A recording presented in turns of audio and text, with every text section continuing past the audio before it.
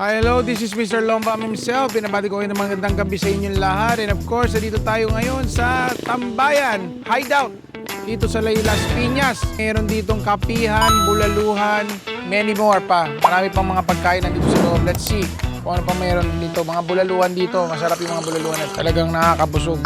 Lahat. Tingnan natin.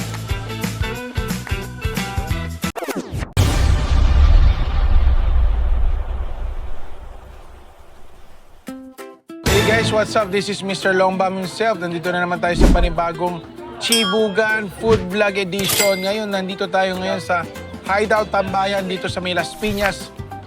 Titikman natin yung mga kanina mga putahe dito. Let's see ano pinagkaiba ba doon sa mga iba mga natikman na natin mga restaurant. Ito muna, tapa. Tapa with egg. Wow. Tapos with rice, garlic rice. Tignan natin yung tapa nila kung masarap.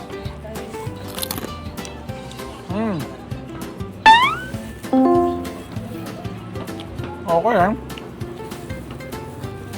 Kahit sumahilig kayo kumain ng mga tapa, lalo yun sa mga pumapasok sa eskwelahan, kusina, okay siya. Wow! Ano muna tayo? Dito tayo sa ano to? Pork chop. Diba?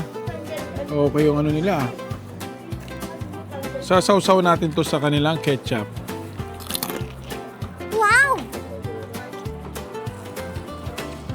Okay Kailangan may kasamang kanin para at least busog-busog. Hanggang sa kakain tayo ng itlog nila.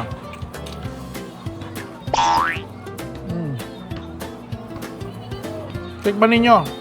Talagang nakakabusog. Pwede na siya actually good for two Kasi laki ng breading nila, laki ng ano nila, pork chop. Talagang nakakabusog kahit 2 tao, kaya na yan. Ito next, inasal. Mang inasal. Oh, mang inasal. Tignan natin mang inasal nila.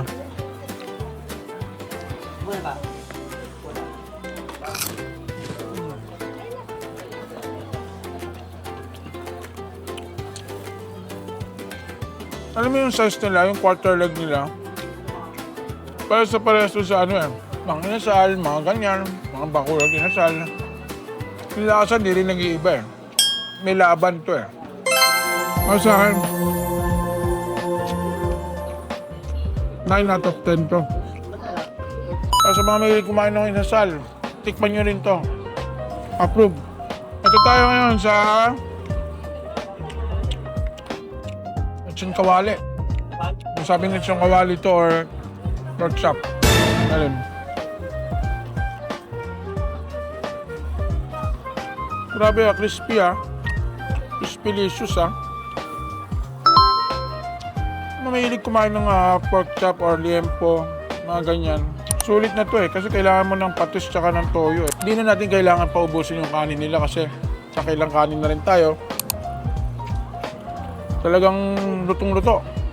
Ito, ano to? Ano natin to? Tokot baboy. Mahilig sa pulutan dyan. Mahilig uminom. Isa rin sa mga favorite, all-time favorite. Tokwat baboy.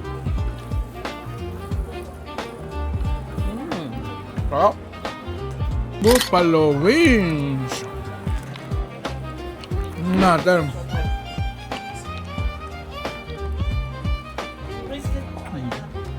Matamis-tamis Mahilig kayo sa buffalo wings. Meron sila dito, parang ano siya, sweet buffalo wings flavor. Talagang saktong-sakto lang yung tamis niya. Hindi siya sobrang tamis, parang okay naman siya kasi mga bata mahilig na sa mga tumanok Eh guys, ito meron tayong pansit bihon dito Sarap to. Pampahaba ng buhay. Sarap. Talagang namnam yung flavor I think this pansit canton, pansit bihon na to. Good for 3 to 4 person. Sulit na. Sisig. Ano kaya pinagkaiba na itong sisig na to sa sisig na kinakainan natin madalas? Wow!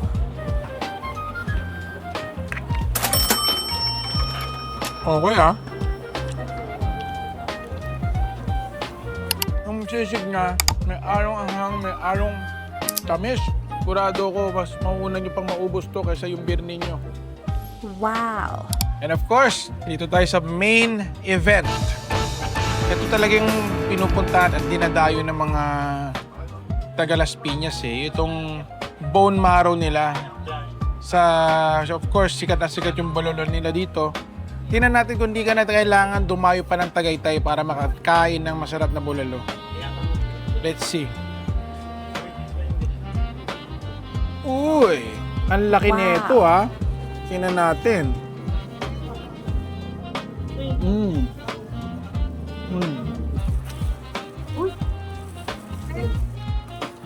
Grabe. Solid, laki. Corn. Yan pa. Ito na.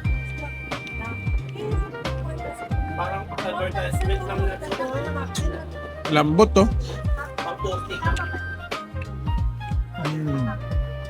Ang lambot. Grabe. Approved to kasi napakalambot ng bulalo nila. Ah, ito pa, isa pa. Kain pa tayo ng bulalo dito ng bone marrow.